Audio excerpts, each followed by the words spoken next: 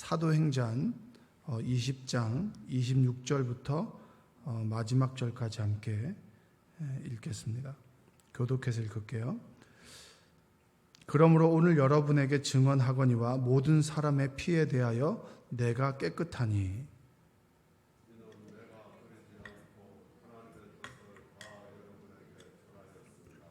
여러분은 자기를 위하여 또는 온 양떼를 위하여 삼가라. 성령이 그들 가운데 여러분을 감독자로 삼고 하나님이 자기 피로 사신 교회를 보살피게 하셨느니라.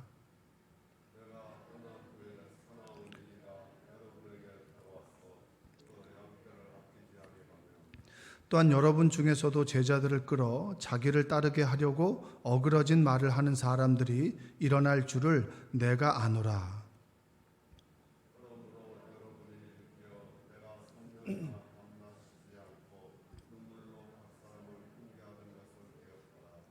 지금 내가 여러분을 주와 및 그 은혜의 말씀에 부탁하노니 그 말씀이 여러분을 능히 든든히 세우사 거룩하게 하심을 입은 모든 자 가운데 기업이 있게 하시리라.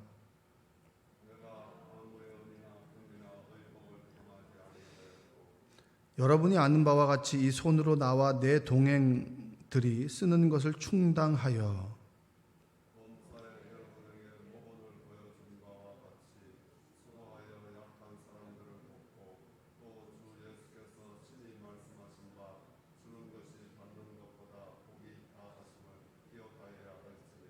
이 말을 한 후 무릎을 꿇고 그 모든 사람들과 함께 기도하니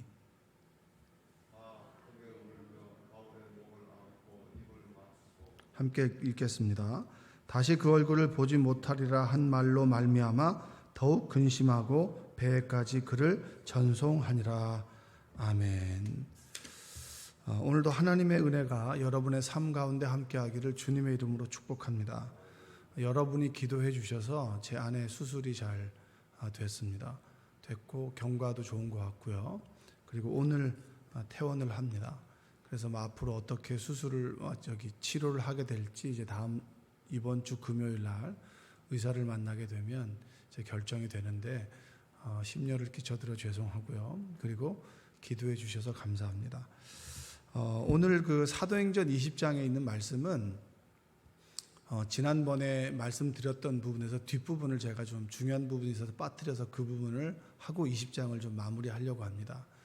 이제 예루살렘으로 돌아가는 그 길에 이제 밀레도라고 하는 곳에서 에베소를 들리지 못하니까 에베소에 사랑하는 그 교회 지도자들, 그러니까 그들을 불러서 장로들을 불러서 그들에게 이제 마지막 당부의 말씀을 하는 그 구절이 오늘 읽었던 그 20장에 있는 말씀입니다. 그래서 그 장로들에게 내가 아무래도 예루살렘에 가는 여정이나 그 이후의 여정이 환난과 핍박이 기다리고 있고, 그리고 내가 하나님 말씀조차 살아가지만 너희들을 보는 것이 왠지 마지막일 것 같은 그런 직감을 하게 되는 거죠. 성령께서 환난과 핍박이 너를 기다리고 있을 것이다. 그리고 바울을 향해서 기도하는 사람들, 그리고 바울을 싫어하는 사람들이 많기 때문에 바울을 만류하는 사람들이 많단 말이에요. 그 상황 속에서도 바울은 성령에 매여서 성령께서 인도하심 따라서 오늘 하루를 기쁘게 살아가는데, 그러나 분명히 핍박이 다가오는 것을 본인도 느끼고 그리고 주위 사람들도 느끼고, 그런 상황 속에서 바울이 교회 지도자들에게, 에베소에 있는 교회 지도자들에게 주는 권면의 말씀입니다. 그러니까 오늘을 살아가는 여러분에게 주셨던 말씀이라고 적용을 해도 별 무리는 없는 그런 말씀입니다. 먼저 오늘 우리가 읽었던 26절을 한번 보면 그러므로라고 얘기하죠. 에베소 장로들에게 고별로 이런저런 이야기들을 합니다. 이런저런 이야기를 하는데, 여러분이 아는 바처럼 내가 이렇게 살았는 것을 여러분 알지 않습니까? 내 삶의 모든 모습을 여러분 알지 않습니까? 내가 여러분들에게 눈물로 계속 반복해서 가르쳤던 주 예수 그리스도, 그분의 십자가, 그분의 부활, 그리고 그 말씀을 좇아 살아가는 우리에게 구원이 있을 것입니다 라고 하는 것을 끊임없이 반복해서 말씀하셨다는 것을 여러분은 알고 있습니다. 그러므로 라고 얘기합니다. 결과적으로 오늘 여러분에게 증언하거니와 모든 사람의 피에 대하여 내가 깨끗하니. 27절 한번 읽어볼까요? 시작. 이는 내가 꺼리지 않고 하나님의 뜻을 다 여러분에게 전하였습니다. 이렇게 얘기합니다. 26절과 27절의 내용은 이런 얘기예요. 나는 에베소에서 여러분들에게 했던 모든 행동에 대해서 후회가 없습니다. 그리고 나는 끊임없이 정말 목이 터져라 주 예수 그리스도, 그분 예수님께서 나의 구세주가 되시고 그분을 믿을 때 내 죄 사함을 얻고 내가 구원을 얻습니다 라고 하는 것을 끊임없이 여러분에게 반복적으로 누가 뭐라고 해도, 욕을 먹어도 두드러 맞아도 죽을 뻔한 위협 속에서도 굽히지 않고 그 말씀을 전했습니다. 그 말씀을 전하는 것은 최선이었고, 그리고 나는 그것에 부끄러움이 없을 만큼 나는 최선을 다했습니다. 그러니 그 복음을 받아들여서 구원을 얻는 것 또한 여러분의 몫이고, 그리고 구원을 얻지 않는 것 또한 여러분의 몫입니다. 제 책임은 없습니다. 이 얘기입니다. 이 굉장히 무책임한 얘기인 것 같죠? 나는 여러분들에게 후회 없이 말씀을 전했습니다. 그런데 받아들이고 받아들이지 않고의 몫은 내 몫이 아닙니다. 저는 뿌리는 것이고, 그리고 그 씨앗을 받아들이고 받아들이지 않는 밭의 문제는 여러분입니다. 이 얘기를 하고 있는 거예요. 여러분, 이 말씀이 굉장히 심리학적으로도, 그리고 상담을 하는 사람의 입장에서, 저는 상담을 하는 사람의 입장은 아니지만 상담을 하는 사람의 입장에서도 굉장히 중요한 말씀이에요. 나는 최선을 다했는데 어떤 결과에 대해서 안 좋은 결과가 일어나게 되면 내 책임이라는 생각을 굉장히 많이 갖게 됩니다. 특히 목회자는 끊임없이 이렇게 말씀을 전했어요. 말씀을 전했는데 교인이 교회를 떠나갑니다. 그러면 이 목사들은 굉장히 큰 죄책감을 갖게 됩니다. 내가 뭔가 부족해서, 내가 뭔가 크게 잘못해서 이런 결과가 일어났나? 그러니까 목사님들이 그렇잖아요. 열심히 목회를 했습니다. 목회를 했는데 교인들이 줄어요. 그럼 사람들은 목사가 능력이 없는 것처럼 그렇게 이야기를 하고 생각을 하는 경우들이 많죠. 실제적으로 그렇기도 하고요. 그런데 그 순간에 놓고 본다면 지금 이 순간에 내가 최선을 다해서 말씀을 준비했습니다. 그리고 최선을 다해서 전했어요. 그리고 여러분이 은혜를 받고 안 받고의 몫은 여러분의 몫입니까? 저의 몫입니까? 여러분의 몫이에요. 여러분의 몫이에요. 그러니까 이 전제는 뭐냐면 내가 정말 하나님 앞에 바로 섰고, 그리고 정말 그 말씀을 기도로 준비했고, 그리고 열심히 준비해서 선포했단 말이에요. 그러면 나는 그것에 대해서 아무런 책임이 없다는 거예요. 여러분이 정말 자녀들을 위해서 헌신적인 사랑을 했습니다. 정말 여러분이 해줄 수 있는 것에 최선을 다해줬어요. 그러나 인간인지라 부족한 것들이 있겠죠. 그러나 내가 내 자녀에게 해준 것에 대해 후회가 없다면 그 사랑을 받아들이고 받아들이지 않고의 몫은 자녀의 몫이라는 거예요. 그래서 부모는 그 자녀에 대해서 죄책감을 가질 필요는 없습니다. 내 몫이 있고 너의 몫이 있는 거예요. 내가 어떤 A라는 그런 집사님을 정말 헌신적으로 사랑을 해줬습니다. 맛있는 것도 사주고 권면해주고 기도도 해줬어요. 그런데 그 A라는 집사님은 내가 하는 행위에 대해서 자꾸 왜곡해서 받아들여요. 뭐가 꿍꿍이가 있어서 그런가? 나한테 뭘 잘못해서 저렇게 잘해주나? 라는 수많은 이야기들이 돌고 돌아요. 그러면 여러분이 잘못한 겁니까? 그 A라는 분이 잘못한 겁니까? A라는 분이 잘못한 거예요. 나는 그 순간에 그 사람에게 최선을 다했으면 그걸로 끝인 거예요. 받아들이고 받아들이지 않고의 몫은 누구의 문제죠? 그 받아들이는 사람의 문제라는 거예요. 그래서 근데 대부분 우리들은 뭐냐면 내가 최선을 다했음에도 불구하고 받아들이는 그 A라는 사람의 태도에 상처를 많이 받죠. 그거 받을 필요 없다는 거예요. 내가 최선을 다했다면 그걸로 감사한 거죠.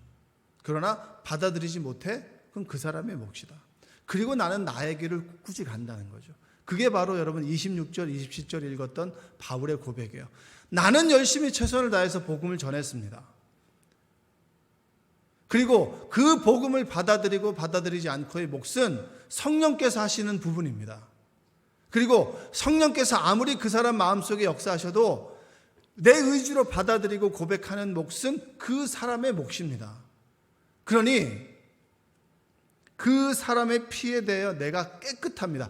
그가 구원을 받고 받지 않고의 문제는 나의 책임이 아닙니다. 나는 나에게 주어진 부분에 대해서 최선을 다했습니다. 여러분이 하나님 주신 사명이 있죠? 중도에 포기하지 않는 여러분들 되시기 바랍니다. 사명의 크기만큼 힘듦의 몫이 있는 거예요. 사명이 크면요, 힘든 만큼 더 그 사명만큼 내 육체적으로 마음적으로 힘들어요. 그러나 하나님의 역사는 더 큰 거예요. 이만큼 가지고 사명을 가지고 있는 사람만이 경험하는 하나님의 몫이 있어요. 이만큼을 가지고 있는 사람이 경험할 수 있는 하나님의 몫이 있죠. 이만큼을 가지고 있으면서도 이만큼의 하나님의 몫을 원하는 건 욕심입니다.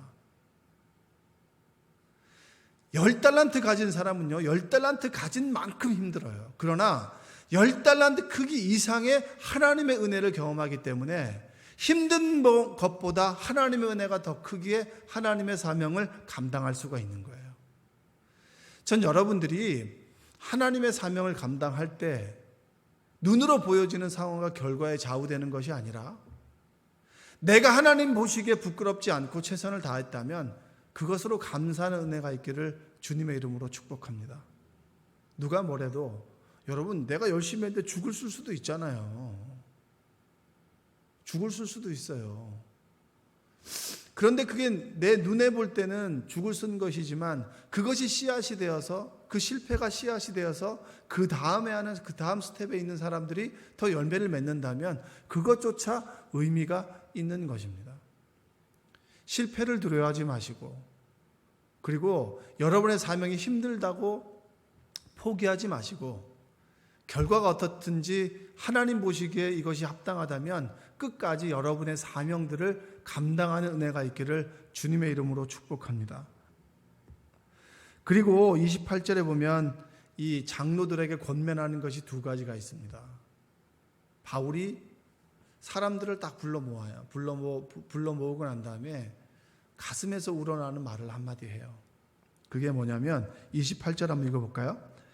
여러분은 자기를 위하여 또는 온 양떼를 위하여 삼가라. 성령이 그들 가운데 여러분을 감독자로 삼고 하나님이 자기 피로 사신 교회를 보살피게 하셨느니라. 여러분에게 감독자로 세우시고 교회를 보살피게 하셨습니다. 여러분에게 어떤 집사님의 직분을 주시고 권사, 장로의 직분을 주셨잖아요. 그리고 그 직분 안에서 속장으로 세워주시기도 하고 선교회장으로 세워주시기도 하셨어요. 선교회장은 그 선교의 목자잖아요. 그렇죠? 지도자입니다. 여러분의 그 사명을 맡겨주셨는데 삼가라는 거예요. 모든 것이 가하나 모든 것이 유익하진 않은 거예요. 한번 따라서 해볼까요? 모든 것이 가하나 모든 것이 유익하진 않다. 여러분, 그리스도인들은 모든 것을 할 수 있습니다. 여러분, 예수님을 믿어도 술도 마실 수 있죠.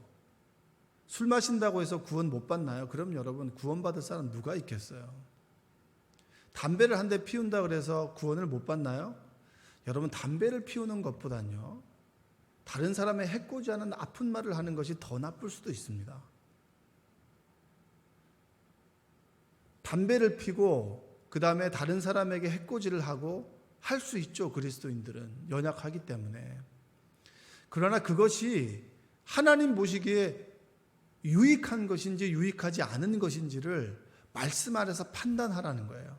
그래서 그것이 유익하지 않으면 삼가라는 거예요.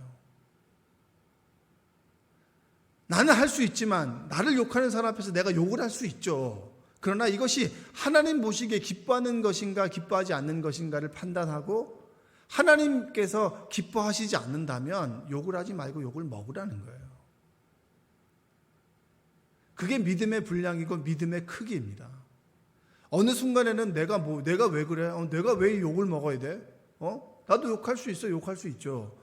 그러나 예수님의 은혜를 깨닫게 되고 예수님께서 나를 위해서 죽으셨고 내가 이 얕은 믿음에서 믿음이 성장하기까지 주변에서 나를 위해서 기도해 주는 사람이 있고 나를 애써주는 사람이 있고 그 사람의 눈물과 헌신을 내가 알게 되는 그 순간부터 내가 이렇게 살면 안 되겠다. 내가 정말 이런 식으로 나이롱으로 살면 안 되겠다라는 마음이 든다면 여러분과 성령께서 주시는 그런 찔림이잖아요. 그 찔림대로 삼가는 거예요. 왜냐? 여러분, 우리가 사는 세상은 성경은 이리때라고 얘기를 합니다. 이리때에 양을 보내는 거라고 얘기를 해요. 예수님께서도 그렇게 얘기했지만 바울도 그렇게 얘기합니다. 29절을 한번 읽어볼까요? 내가 떠난 후에 사나운 이리가 여러분에게 들어와서 그 양떼를 아끼지 아니하며. 그리고 30절 한번 읽어볼까요? 또한 여러분들 중에서도 제자들을 끌어 자기를 따르게 하려고 어그러진 말을 하는 사람들이 일어날 줄을 내가 아노라.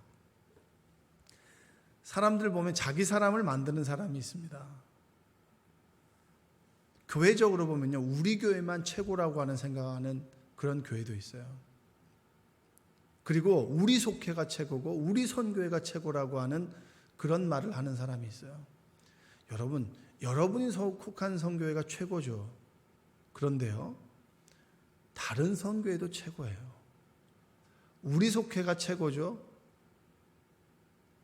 옆에 속회도 최고예요. 생명나무교회가 여러분 주변에 보면 칭찬을 많이 해요. 어디 가면은 어디 좋아하죠. 생명나무교회가 칭찬받는 것은 너무 좋은 겁니다. 그러나 우리 교회가 칭찬받는 것만큼 다른 교회도 칭찬해 줄 수 있어야 됩니다.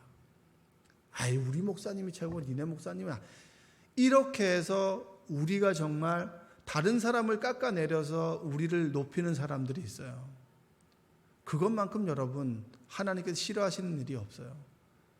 하나님께서는 우리 교회도 사랑하시지만 핏값으로 사신 다른 교회도 사랑하고요, 우리 주변에 있는 교회도 사랑합니다. 그러나 여러분 이단 교회는 사랑하시지 않죠. 그것은 심판하시죠. 이리때 속에서 세상의 질서가 교회로 들어오지 않도록 여러분 끊임없이 여러분 자신을 돌보십시오. 여러분 자신을 지켜나가십시오. 그리고 삼가십시오. 세상의 지위가 교회의 지위가 되지 않도록 끊임없이 여러분들을 돌보십시오. 사회에서 사장이라고 해서 여러분 이 교회에서 믿음이 좋은가요? 내가 조금 잘 산다고 해서 정말 나눌 수 있는 폭이 좀 크죠. 그렇다고 해서 믿음이 꼭 좋은 것은 아닙니다. 세상에서의 질서가 교회에서의 질서가 되지 않도록 여러분 끊임없이 여러분들을 삼가십시오. 그게 바로 이리때입니다. 이리때 속에서 하나님 말씀대로 살아가는 아브라함과 같은 사람이 있을 때 그 사람을 지키고 보호해 주십시오 라고 하는 것이 이 바울의 권면이에요. 여러분, 끊임없이 세상의 질서를 가지고 들어오지 마세요. 교회는 여러분 구원의 방주입니다. 왜 노아와 그의 가족들을 제외한 모든 사람들이 홍수의 심판을 받았나요? 그들은 이리때 속에서 이리때의 질서를 따라 살아갔습니다. 그 속에서 방주 대신 그 주님의 말씀을 듣지 않았고 그 말씀을 쫓아 살아가지 않았기 때문에 그들은 심판을 받을 수밖에 없었습니다. 우리는 끊임없이 내 생각 속에 세상의 질서가 그리고 세상의 약육강식이 들어오지 않도록 여러분의 생각과 마음과 모든 것을 삼가십시오.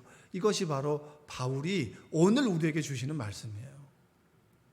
여러분, 끊임없이 여러분의 생각 속에 세상의 질서가 들어와 있지 않습니까?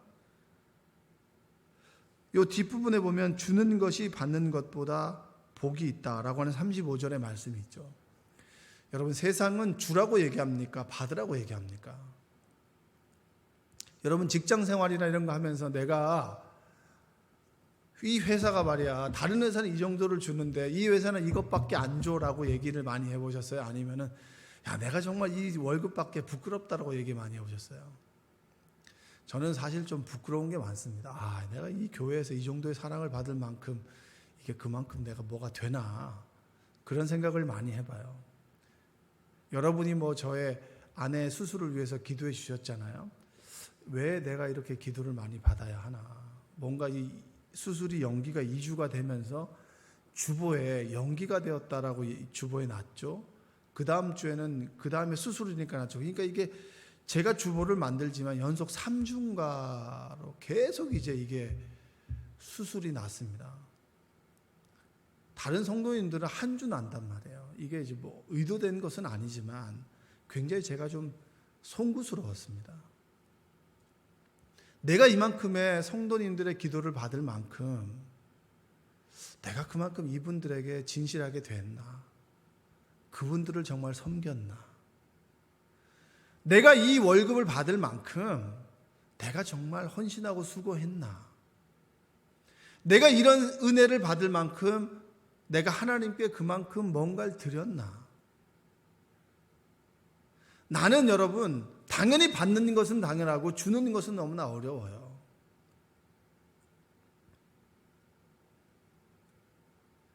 주는 것이 여러분 받는 것보다 복되다라고 하는 것은 세상과 반대적인 말씀이에요.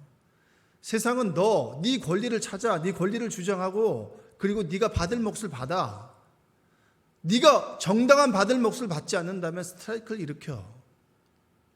어느 노조도 나의 몫을 받았지 내가 받은 몫만큼 일하지 않았습니다라고 자기 고백을 하는 노조는 없습니다. 이게 세상의 질서예요. 그건 당연한 거죠. 우리가 하나님 보시기에 이런 사랑을, 과분한 사랑을 받아도 되나? 너무 부끄럽다. 그 과분한 사랑을 받았을 때 비로소 우리는 움켜진 것을 내려놓을 수 있는 거예요. 하나님의 크신 사랑을 받았을 때 움켜진 것을 내려놓을 수 있는 은혜가 우리 안에 임하게 되는 것입니다. 끊임없이 받아라. 내가 이런 대우를 받아야 되는데 내가 여기서는 이런 대우를 못 받네. 나를 알아줘야 되는데 사람들이 알아주지 않네. 다른 사람이 알아주김을 바라기 전에 내가 그 사람을 알아주라는 거예요. 내가 이만큼의 사랑을 받기 전에 그만큼의 사랑을 먼저 해주라는 거예요. 그게 복되다라고 하는 세상의 법칙과 반대되는 말씀을 하나님께서 주실 때 그대로 행하라. 그리고 세상적인 질서가 들어올 때 그것을 삼가라 라고 끊임없이 성경은 우리에게 증언해 주고 있습니다. 여러분, 오늘 뭔가라도 하나 주세요. 사람들에게, 만나는 사람들에게, 받았던 사람들에게 뭘 하나 더 주세요. 그리고 내가 밥을 얻어먹었다면 밥을 한번 사세요. 비싼 밥 필요 없습니다. 그리고 내가 늘 저 사람이 칭찬해 주는 말을 들었다면 나도 한번 칭찬해 줘. 아우, 나는 칭찬을 몰라. 뭐 손이 오그라들어. 그런 거 필요 없이 해보는 겁니다. 주는 것이 복이 있다라고 했으니까. 그것이 바울이 우리에게 주시는 말씀이에요. 또 31절 두 번째 말씀 뭐냐면 한번 읽어볼게요. 그러므로 여러분이 일깨어 내가 3년이나 밤낮 쉬지 않고 눈물로 각 사람을 훈계하던 것을 기억하라. 하나님께서 여러분에게 주셨던 은혜를 기억하십시오. 내가 어느 순간에 하나님께서 나에게 이런 은혜를 베풀어 주셨지. 그것을 기억하라는 겁니다. 여러분 한번 돌아보세요. 여러분의 굴곡진 순간들이 있으시죠? 힘들고 어려웠던 순간이 있으시죠? 아팠던 순간이 있을 겁니다. 그때 하나님은 누군가를 통해서 또 어떤 사람을 통해서 위로의 말이나 물질이나 많은 것들을 주셨죠. 근데 우리는 늘 그것을 잊고 살아갈 경우가 너무나 많이 있습니다. 그 은혜를 기억하라는 거예요. 하나님께서 나에게 베풀어 주셨던 은혜를 기억하라는 거예요. 아주 자그마한 것이라도 적어놓고 기억하라는 거예요. 우리가 불평과 불만이 있고 감사가 없어진 이유는 하나님께서 나에게 베풀어 주셨던 저 사람을 통해서 베풀어 주셨던 그 사랑을 잊고 살아가는 거예요. 교역자라는 이유만으로 우리 성도님들이 이제 좋은 과일이 있거나 그 다음에 어떤 반찬이 맛있거나 그러면 주실 경우가 있습니다. 그러면 저는 대부분 기억을 해 놓으려고 그래요. 적어 놓거나 되새겨 놓거나, 그래서 꼭 뭔가를 받으면 조금이라도 뭔가를 나눠주려고 합니다. 왜냐? 기억하고 받는 것보다 주는 것이 좋으니까. 물론 여러분 받는 것이 더 많습니다. 그래서 참 부끄럽고 송구할 때가 많아요. 하나님께 기도할 때마다, 그리고 우리 성도님들을 볼 때마다. 우리 성도님들 사랑이 많으셔서 정말 조그만 거라도 뭔가 해주고 싶어 하거든요. 받을 때마다 너무나 부끄러워요. 그러면서 기억하죠. 그래서 기도로 갚습니다. 하나님, 저분께서 정말 이렇게 힘든 가운데서 이런 걸 주셨는데 제가 이 은혜를 늘 기억하고 그분을 위해서 해줄 수 있는 것은 기도밖에 없습니다. 기억하는 거. 여러분, 우리가 기억할 때마다 우리의 은혜의 폭이 넓어지게 되고 사랑의 폭이 넓어지게 되는 겁니다. 여러분들이 바울이 장로들에게 했던 권면 삼가십시오. 세상의 질서를 삼가십시오. 이리때의 질서 속에 양떼 한 마리가 들어갈 때 이리때에 잡혀 먹는다 할지라도 세상의 질서에 동화되지 않고 끊임없이 말씀의 길을 걸어가는, 그 길을 걸어가는 사람이 되십시오. 또한 하나님의 은혜를 기억하십시오. 그리고 우리가 기억해야 될 것은 뭔지 아십니까? 오늘 말씀에 보면 이런 구절이 있어요. 36절 한번 읽어보겠습니다. 이 말을 한 후 무릎을 꿇고 그 모든 사람들과 함께 기도하니. 여러분을 위해서 함께 기도해 줄 수 있는 사람, 기도해 주는 사람을 기억하십시오. 힘들고 어려울 때마다 나를 위해서 기도해 주는 사람이 있지. 그래. 그 기도의 힘을 느낄 때가 있어요. 나를 위해서 기도해 주는 사람이 있기 때문에 그렇구나. 제 아내가 수술을 하고 난 다음에 첫 마디가 그거였어요. 아산병원에 오길 잘했다. 이 얘기는 뭔지 아십니까? 이 병원으로 인도해 주신 것도 하나님의 인도하심이었고 자신을 위해서 기도해 주는 사람이었고, 수술이 이전에 경험했던 수술과 좀 다르게 너무나 다르다라고 하는 걸 느낀 거예요. 그리고 난 다음에 했던 말이 정말 나를 위해서 기도해 주셨던 분들, 아내를 수술한다고 금식하면서 기도했던 분도 계세요. 이게 얼마나 감사한 건지 아십니까? 그리고 볼 때마다 기도하고 있다고 카톡을 보내는 분들도 계시고, 그리고 정말 말이라도 한마디 해주는 분도 계시고 눈빛으로 말해주는 분도 계시고요. 함께 기도해 주는 사람이 있다라고 하는 게 너무나 감사한 거예요. 그래서 여러분, 정말 우리가 기댈 수 있는 최후의 보루는 어딘지 아십니까? 가족이지만 또 교회입니다. 믿음의 공동체, 나를 위해서 기도해 주는 사람, 내가 비록 옆길로 가고 힘들고 어려운 상황 가운데 있을지라도 끊임없이 내 손 잡아주고 함께 손잡고 기도해 줄 수 있는 사람, 그것이 여러분들이 되기를 주님의 이름으로 축복합니다. 지금 여러분 혼자라서 외로우신가요? 여러분을 위해서 기도해 주는 사람이 있습니다. 또한 여러분이 기도해 주어야 될 사람들이 있어요. 그를 위해서 기도해 주는 여러분 되시기를 주님의 이름으로 축원드립니다. 기도하겠습니다. 사랑과 은혜가 풍성하신 아버지 하나님, 감사합니다. 피곤한 새벽 우리를 불러주시고 하나님 말씀을 듣게 하시니 감사합니다. 그 말씀이 나에게 자라고 열매가 맺어지게 하여 주시옵소서.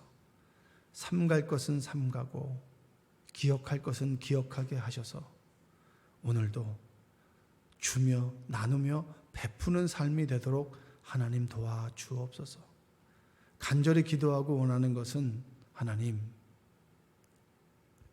나를 위해 기도해 주는 사람, 내가 기도해 주어야 될 사람들을 기억나게 하시고 영적으로 끊임없는 교제가 끊어지지 않도록 도와주시며 생명나무 교회가 끈끈하고 사랑이 많고 기적과 은혜가 있는 충만한 교회가 되도록 주여 도와주옵소서. 예수님의 이름으로 기도합니다. 아멘.